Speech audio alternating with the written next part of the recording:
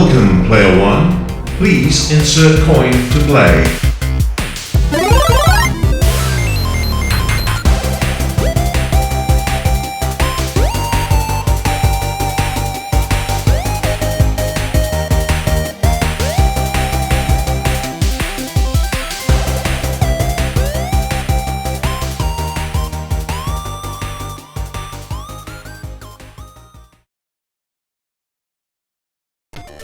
Welcome, Watchers of Illusion, to my Castle of Confusion, looking at Diana Cave Adventure for the ZX Spectrum today.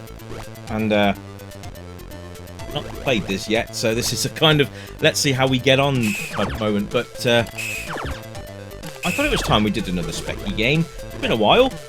C64 has indeed shined over the last few reviews, which is nice, but it's time to give the Spectrum its well-deserved due, with this lovely little game. Now, it's quite a simple game. All you've got to do is collect 16 cups of coffee, which sounds like my average morning, and then I guess the game ends. I don't know. But it kind of has those feelings of Jetpack and Manic Miner and Jet Set Willy, all that sort of, and Dizzy in a way.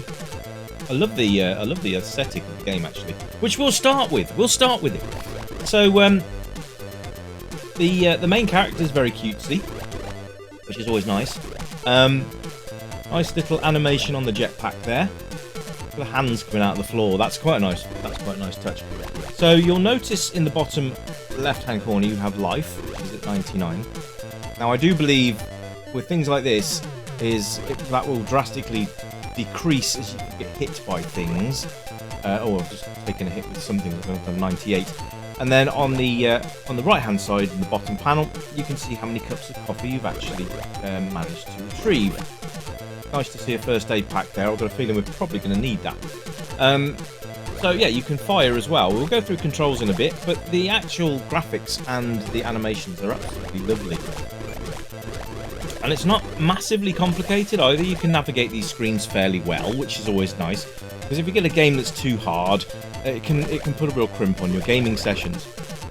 And I know we covered games that are like, you know, utter pants, but there's just been so many good ones lately. I haven't had to reduce the score down in a long time. I might have to actively find one that's just complete rubbish, just to balance it out a bit. Actually, if you've got any suggestions for crap games, let me know, because I'll stick them on the channel in the Dungeon of Drax. Because why not? Yes. Dungeon of Drax, not been opened for a while. Let's get an entry in there.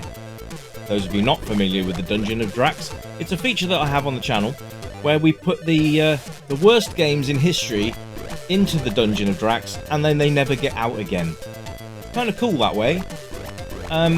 So yeah, if you've got any suggestions, I'd love to hear from you in the comments below. What's this? Oh, nice. Okay, so we should be able to shoot the purple blocks on the screens now. That'd be nice. That'll open up some new areas for us. But yes, I hope you guys are all doing well anyway.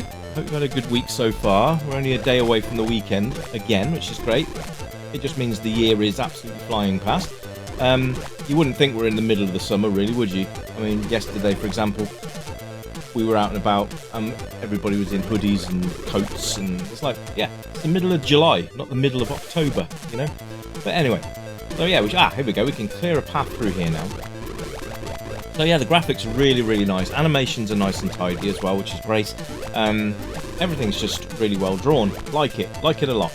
So we'll move on to controls. So it's up and down, left and right, and fire. Up will activate your jetpack, and you can fly around the screen. There's no fuel limit, so you can bob around the screen as much as you like. Not a problem there. It just works incredibly well. Responsive controls as well, which is great.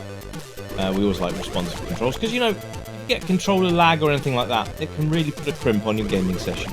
So there we go. We like controls that work, and work when you want them to work, not when they feel like working. There we are. Oh, another cup of coffee there. That's 8 so far. That's not bad going. You can't get past those pillars, by the way. I don't know whether there's something later on in the game that you can allow you through there, but I like the way it's kind of gets you to think and go around and search levels, try and find things. Now that's something I've just noticed, is if you go into a screen above and then you drop back down and try to go back up again, you kind of get stuck on the ceiling a little bit. You have to sort of drop down and go back up again. I don't know whether that's a bug or whether that was intended. Either way, I thought it was worth a mention. But it's not a big thing, not a massive problem. Oh, there's another cup of coffee there. Ooh, we must be absolutely buzzing at this point. Anyway. Sound and music, well, absolutely. The music's incredible. I love the music in this game. It's really good. Really sets the tempo for the game as well, which is great. Sound effects are your sort of standard specky affair, really. If you're familiar with the way the Spectrum sounds are, then this won't come as any big surprise to you. You'll be so used to the way the specky works anyway. But tell me in the comments, actually, what's your favourite Spectrum game of all time and why? This could be an interesting conversation. I'm really interested in what people play and how their childhoods have always been sort of moulded with games and things like that. So let me know in the comments. And I know the Spectrum wasn't available in some countries, so it's interesting as well to hear from people that have never heard of the Spectrum or seen it in action. That it's always good to bring these things to those people, and through emulation now, which is great because everybody can now play these games, which is great. And it's just nice to know that, you know, the era we grew up in with the actual hardware, there's people that have never grown up with that hardware that are now getting an opportunity to actually have a go at it and find out how cool our childhoods actually were. But it is great to see these games coming thick and fast.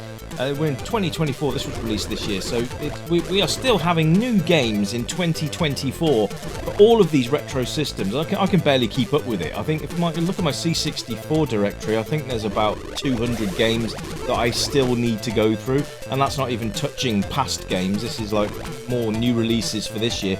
It's absolutely mental. In a good way. In a good way.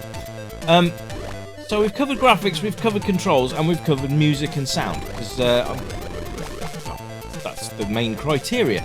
So playability, absolutely. This is one of those games where you'd load it up. I would say if this was back in the day, UK money, this probably would have been a $1.99 budget game, and you'd have been quite happy with that, or even 99p, whichever. But those were the kind of prices that you'd be looking at for this sort of game, and kind of the prices that a lot of the developers are asking for now. Anyway, and if you do happen to go and get the game, please go and support the developers, because without our help, you know, they don't have to do this. They do it on their own time to give us entertainment. We should give them something back. This is what I like doing on my channel. I like to highlight these developers and give their games a little bit of a tryout, and give them some publicity so they can get a little bit of moolah in their back pockets. Yes. So yeah, playability, it's on the money, and I would say replay value is also there. I mean, it's one of those games where even if you finish it, you pick it back up, you'll come and play again, because it's one of those games you can pick up and play for about 10 minutes, and then drop it and come back to it again later on. There's no saves or anything, but you don't really need it in this one. It's although you can do save states in emulation, which is fine if you want to do that, but I don't do that. I'm just trying to guess. If anyone's wondering what emulator I'm using, it's Retro Virtual Machine, and it's very good for Spectrum and Amstrad, Sega and MSX. So if you want to play on any of those, go and grab it. It's free, and it's a great emulator. So there you go. And age rating, it's going to be any, because you just get on, plug a joystick in, and just have fun. There's not really anything here that's too complex. So yeah, any age rating really here will work.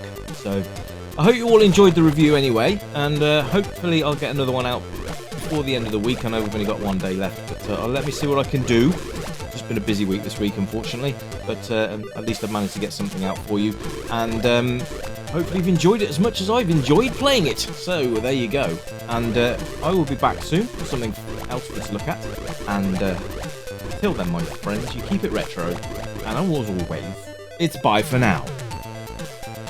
Bye-bye!